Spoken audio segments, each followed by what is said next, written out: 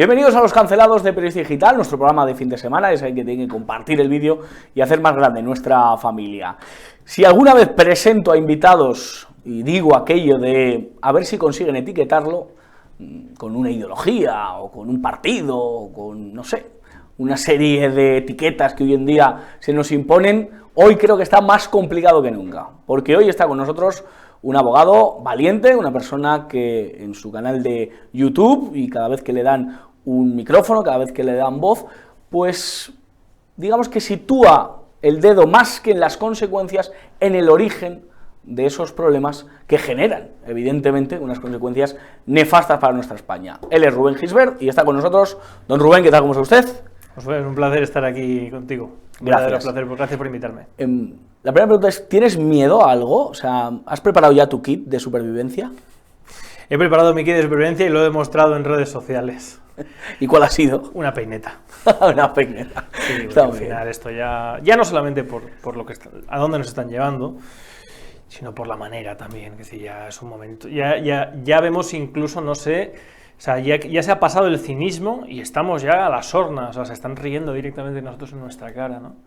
En un contexto ficticio y artificial de una emergencia que puede ser un ciberataque, puede ser una guerra, puede ser una crisis climática, oiga, puede ser una invasión alienígena también, puede ser cualquier cosa, pero usted tenga miedo, estamos en emergencia, no sabemos muy bien por qué, ¿y a dónde va todo esto? Indefectiblemente a lo mismo de siempre, a gastar. ¿Quiénes causan este miedo? ¿Quiénes lo generan? La élite política europea, que, como estaba diciendo, solamente sabe hacer una cosa, que es gastar. Es decir, la estrategia política de los últimos 80 años de la élite europea, pero desde que se constituyó, desde el discurso de Schuman que dio pie a la Comunidad Europea del Carbón y el Acero, y entonces los estadounidenses pusieron a Adenauer, de Gasper y esta gente, la estrategia ha sido vivir bajo el paraguas de Estados Unidos y teniendo la capacidad para apretar un botón, imprimir dinero y endeudar, gastar. Claro, está llegando un momento en el que la pelota se está haciendo muy grande. En Estados Unidos han dicho, ojito, porque esto ya no me compensa, porque tengo una China que viene con otro paradigma diferente, que no es el de controlar el mundo mediante la fuerza, sino mediante el comercio. Trump lo ha entendido, Trump quiere sumarse a esa carrera, quiere competir con China, ha entendido que para hacerlo tiene que ser socio y aliado de Rusia, porque es quien tiene el gas, quien tiene el petróleo y quien tiene los recursos, y aquí los europeos nos vamos a quedar manteniendo la Unión Europea y la OTAN bajo un paradigma del siglo pasado. Fantástico, pues nada, tengan su kit de supervivencia, pero... ¿Tiene sentido seguir en la OTAN? La pregunta es si tiene sentido hoy la OTAN. Esa sería la pregunta, porque la OTAN fue una herramienta útil en su momento, ¿no? Cuando habían dos bloques, y sobre todo cuando había dos bloques centrados en la capacidad de poder obligar al otro mediante la fuerza. Pero eso ya está superado, o sea, ya no vivimos en ese mundo. Vivimos en un mundo en el que tenemos China, tenemos los BRICS, tenemos nuevos elementos que están emergiendo, y sobre todo que, por ejemplo, China se gasta menos de 300.000 millones anuales en defensa, y sin embargo ha copado el mercado mundial, manteniendo el yuan bajo, no cambiando los dólares, produciendo bajo, vendiendo mucho, y sobre todo teniendo acceso a las materias primas, ¿para qué? Para poder fabricar barato donde huevo es barato en su país, y pudiendo vender el mercado. Y así, pues claro, le ha desbancado en 15 años a Estados Unidos una posición hegemónica a nivel económico y comercial, o están ahí rueda con rueda, porque Estados Unidos sigue gastándose 840.000 millones en mantener que portaaviones, cruceros, bases. China solamente tiene una base, la de Djibouti, enfrente de Yemen, que da acceso además al Mar Rojo y al Canal de Suez. ¿Cómo llevas, hablaba antes de las etiquetas, la etiqueta de putinejo, que te lo llamen? Ahora ya, bueno, ya llega un momento en el que quien te pone las etiquetas te pone medallas.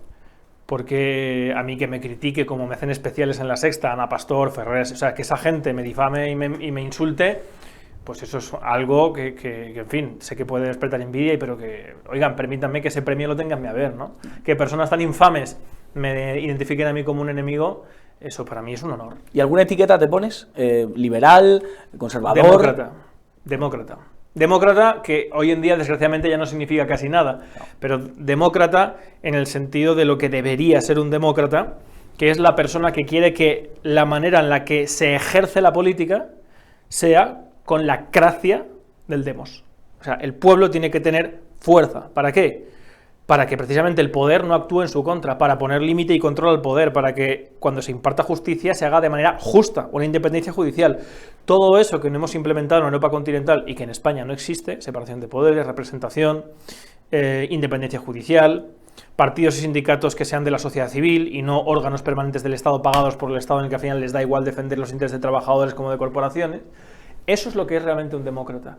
La democracia como forma de gobierno, o democracia formal. Si mañana convocase Sánchez de elecciones, ¿volverías a romper tu voto?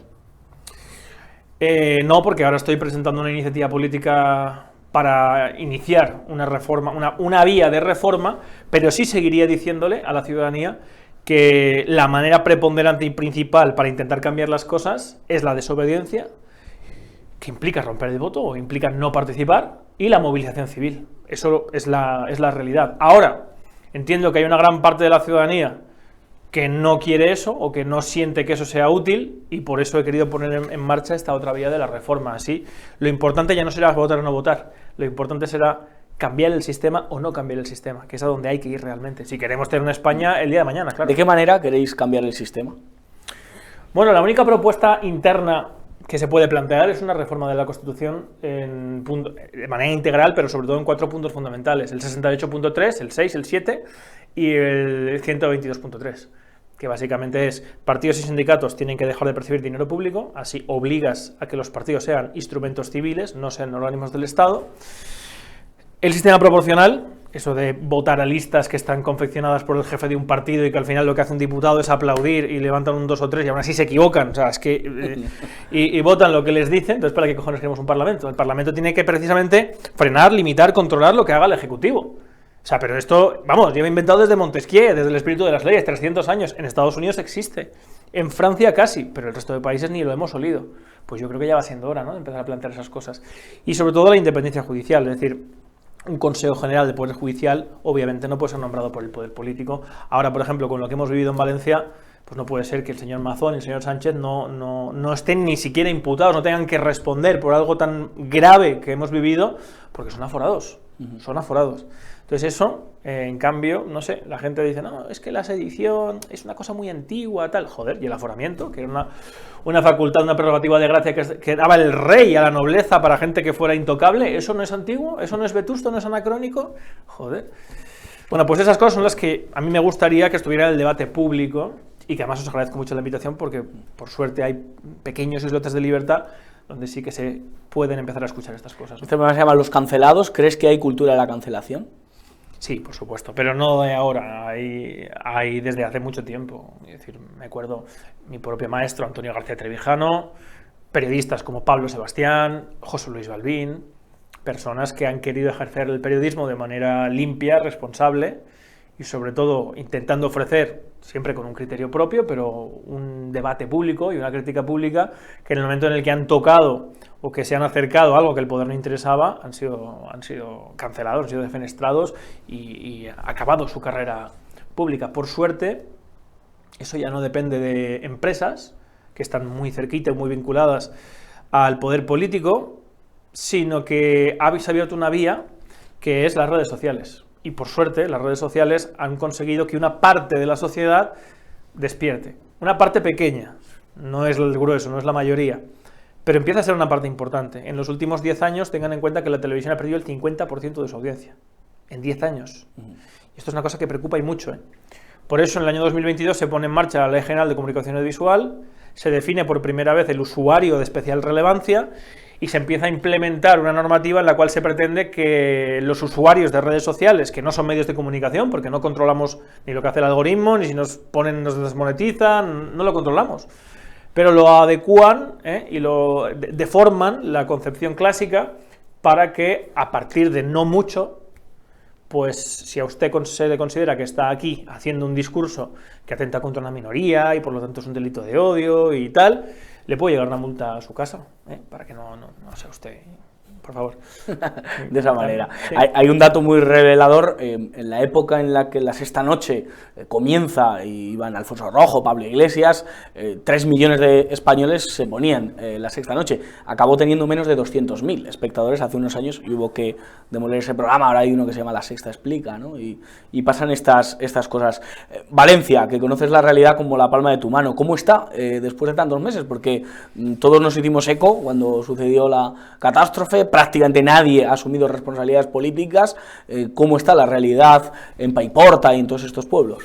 Bueno, pues efectivamente yo llegué a las pocas horas, porque soy de Catarroja, mi hermano vive muy cerca del barranco y de hecho me ha tocado familiar y personalmente, y desde el primer momento nos pusimos a coordinar toneladas de ayuda. La primera nave logística, la más grande, la de Aldaya, donde iban incluso los camiones del ejército, la gestionaba yo con voluntarios. De hecho, se puso en marcha con la manipulación de aquel famoso vídeo de las rodillas y tal, porque entonces empecé a ganar mucha atención y yo no apuntaba ni a Mazón ni a Sánchez, decía, señores, les digo yo, porque es que los teléfonos de mis amigos de la infancia, de mi hermano, la alerta la recibieron a las 8:15.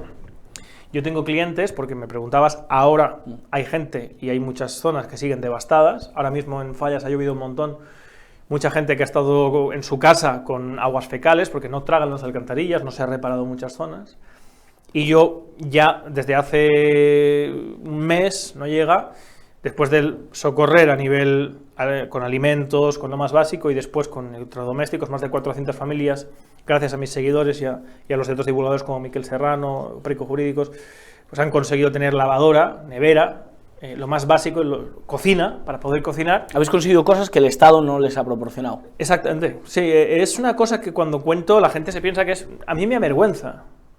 O sea, yo no estoy orgulloso de haber tenido que pedirle a mis seguidores que ya pagan sus impuestos, que me mandaran, porque encima yo no quería tocar dinero, pasa lo que pasa, pero que me mandaran lo que se necesitaba. ¿Qué se necesitaba? Lavadoras, cocinas, lavadoras algunas hemos entregado, pero sobre todo cocinas, un montón de cocinas, neveras, camping gas, para que la gente pudiera cocinar, electrodomésticos básicos, microondas, y gracias a eso, en nuestro caso, más de 450 familias, pues lo tenían. Además, con una cosa que pusimos en marcha que era muy fácil, ¿no?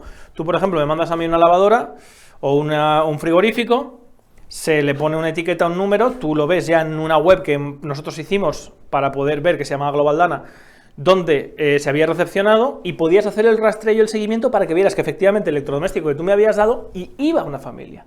Joder, no es tan difícil. Y no lo pudo hacer ni el Estado, ni Cruz Roja, ni ninguno de estos organismos, no han podido.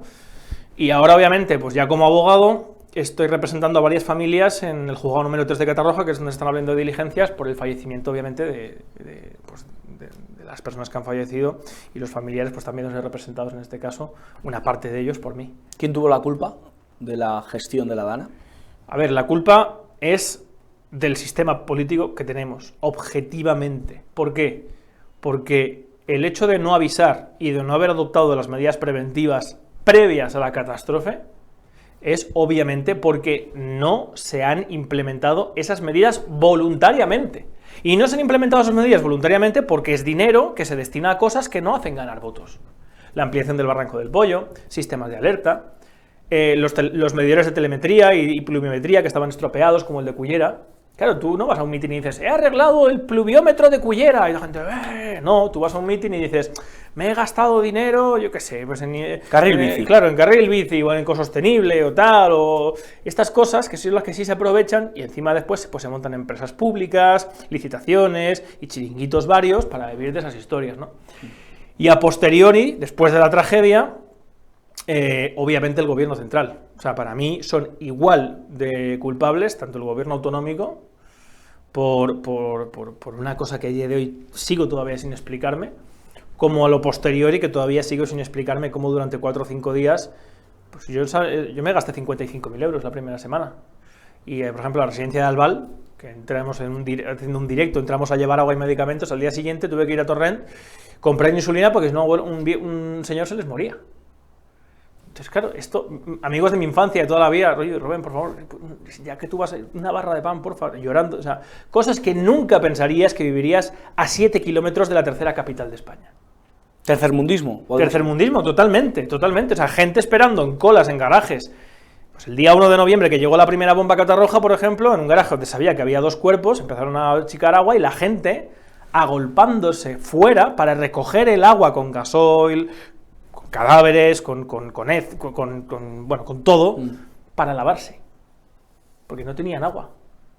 Es que son cosas que explicadas no se pueden entender, como cuando estás allí, lo vives un día y otro, y dices, hostia, es que no estoy en la Sierra de Guadarrama, es que estoy a 7 kilómetros de Valencia.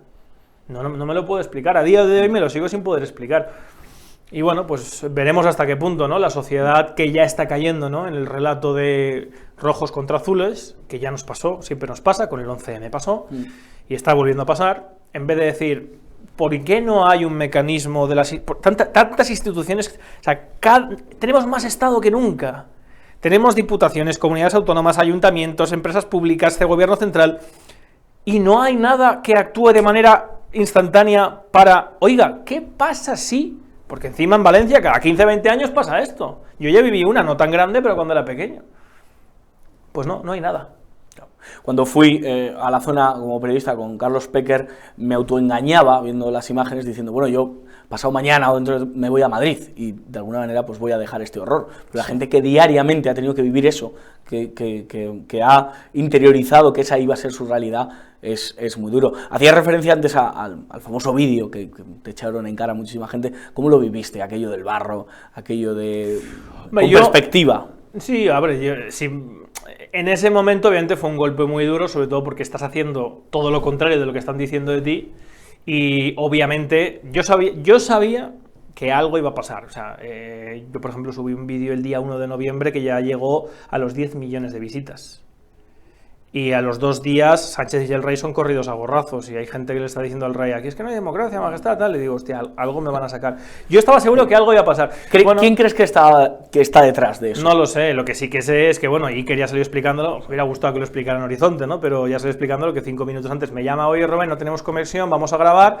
Entonces yo, para evitar un fallo de Radcore, que es para que no se note que estábamos grabando, pues en un momento me rozo, pero vamos, como hicimos muchas otras cosas, como poner planchas, por ejemplo, en una entrada a la peluquería para que la cámara no se quedara y tal, y ese fragmento que se graba se descontextualiza, y bueno, durante 4 días todos los medios de comunicación, mira el youtuber que va, señores, yo soy de allí, llevo allí cuando ustedes no estaban, y el machaque fue brutal. Obviamente, pues es una experiencia más de la cual aprendes, ¿no? Y ha sido una dura, pero una valiosa lección.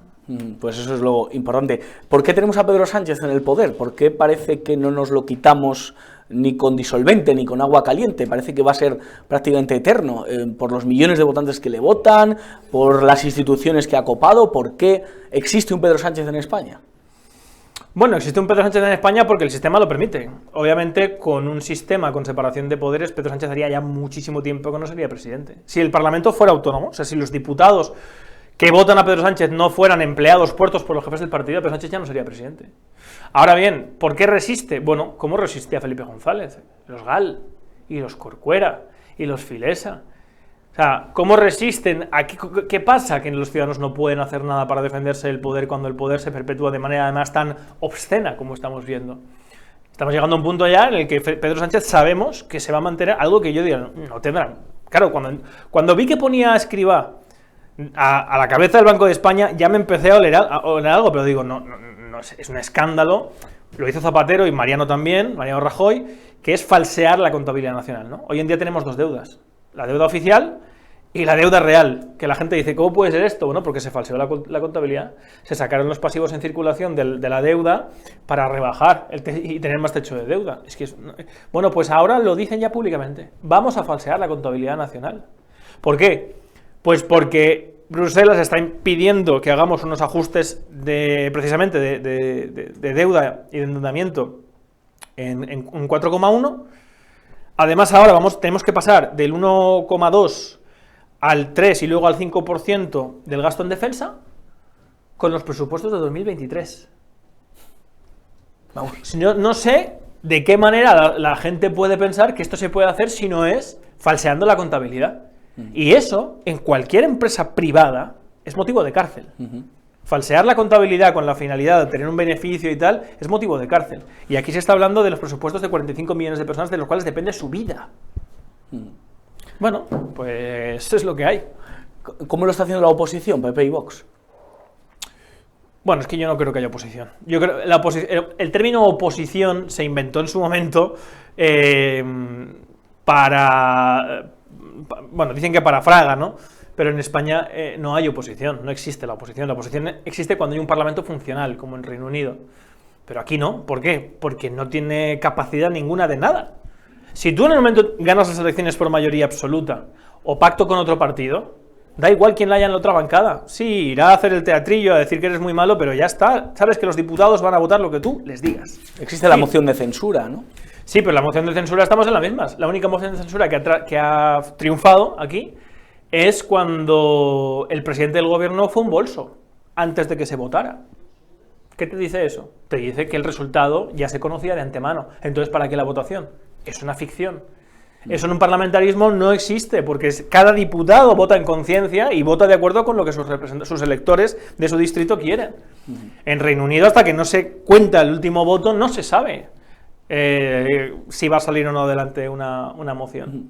Poner mucho ejemplo, esas democracias, Reino Unido, Estados Unidos... Reino Unido no es una democracia como tal, como lo ya entiendes, pero sí un régimen de libertades y un régimen parlamentario. Pero aún así padecen muchos de los males que también padecemos en España. O sea, el problema, por ejemplo, ahora de inmigración y de ocultar cifras, los gobiernos ocultan cifras, ocultan realidades sociales que están sucediendo. ¿No crees que hay males que nos afectan a todos, a pesar del sistema político que tengamos? No, hay dos males fundamentales que ellos no tienen y nosotros sí. La corrupción institucional, la corrupción ya institucionalizada, y ya no tanto la fractura social, sino el problema de conciencia nacional. Esos dos grandes problemas los tenemos por culpa de no tener un sistema representativo, porque precisamente se hacen para el sistema de checks and balances, que evita que si uno se corrompe, sale fuera, o se le expulsa, o se le echa, o acaba en prisión, y sobre todo el tema de que el sistema proporcional es el caldo de cultivo perfecto para las enfermedades oportunistas, que son los nacionalismos regionales. Si Junta Democrática os presentaseis y ganaseis, se acabarían los separatismos, se acabarían los independentismos. El sistema mayoritario se ha demostrado que, obviamente, es la cura frente a esos males por un motivo. Porque tú votas a un partido en España, no votas a una persona. Y tú votas a un partido en función de una identificación de un discurso. Si yo, para movilizarte a ti, porque te gusta mucho Cataluña y parlas catalá y el calçots y tal, y no sé cuántos, te digo que el problema que tú tienes una mala carretera, o vives mal, o el entorno, o todo está caro porque España te roba, es un discurso, y tú te identificas con ese discurso y lo puedes comprar. Pero si tú, en vez de votar a un partido, votas a una persona que es la encargada de gestionar las cuentas de tu barrio, de tu municipio, y por lo tanto que la carretera esté mal, que no haya un médico en el ambulatorio, o que pase lo que pase en esa circunscripción, es responsabilidad de esa persona. No es culpa de Madrid o de España. Claro, efectivamente. Por eso incluso en Reino Unido, que no es el caso de España, Reino Unido son varias naciones. Hay un acta de unión, 1707, en la que se firma y se configura a través de Gales, Escocia y Inglaterra. Ese pacto se puede deshacer, pero incluso, aunque Escocia quiere, o parece que quiere, no termina de hacerlo, porque sí que hay una conciencia de pertenencia a algo más. Aquí es al revés, aquí estamos galopando hacia una disolución y hacia una atomización generada precisamente por la inflamación de esos sentimientos regionales que forman parte de la realidad y de la multiculturalidad fantástica que tenemos en España. Pero ojo, una cosa es multiculturalidad, y como decía Ortega, es el modo colectivo de vivir, y otra cosa es multinacionalidad, que es, no sé qué tomaron ese día en la cafetería José Luis en Madrid, los de la Constitución, pero en el artículo 2 de la Constitución, que reconoce la indisoluble unidad de la nación española, para acto seguido reconocer las nacionalidades.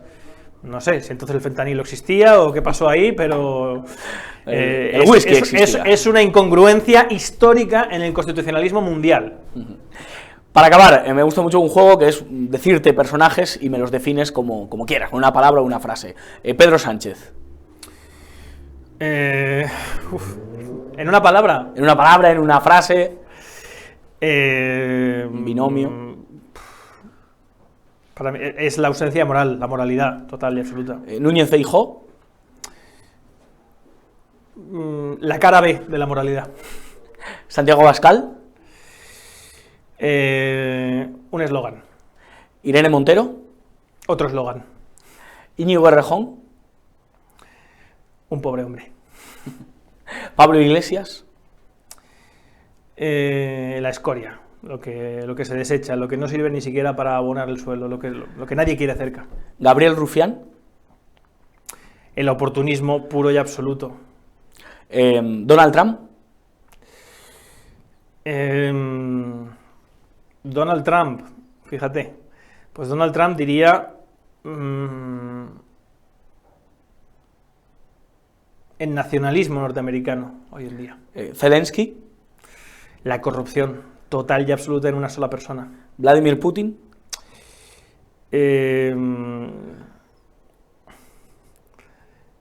Un patriota que se equivoca.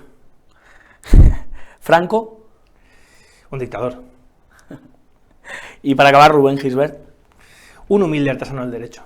Pues es una bonita definición. Rubén, muchísimas gracias por estar en Periodista Digital, vuelve siempre que quieras, y no sé si quieres enviar un mensaje final para que, bueno, pues conozcan la Junta Democrática, para que, oye, pues bueno, te siguen muchísima gente. Yo ya no presido la Junta Democrática Junta desde mayo, cuando anuncié que ponía en marcha esta vía reformista pero bueno, sigo apoyando a la Junta Democrática. Nada, lo único que le diría a la gente que nos escucha es que tomen conciencia de que todos queremos vivir tranquilos, pero los tiempos que vivimos nos obligan a tomar conciencia de que no vamos a tener que vivir tranquilos, vamos a tener que movernos. Y si no nos damos cuenta de eso, si no empezamos a interiorizarlo y asimilarlo, pues entonces acabaremos en sitios muy malos. Rubén Gisbert, muchísimas gracias por estar con nosotros. Y nosotros nos vamos con el ánimo de volver, como siempre hacemos, y dándole las gracias a Carlos Péquer e Izan Gómez, nuestro equipo técnico que hace posible este y el resto de programas de Periodista Digital. Como siempre digo, que no se lo cuenten, porque ya se lo contamos nosotros. Alejen a los niños del televisor y aléjenles de Monedero. Que Dios les bendiga.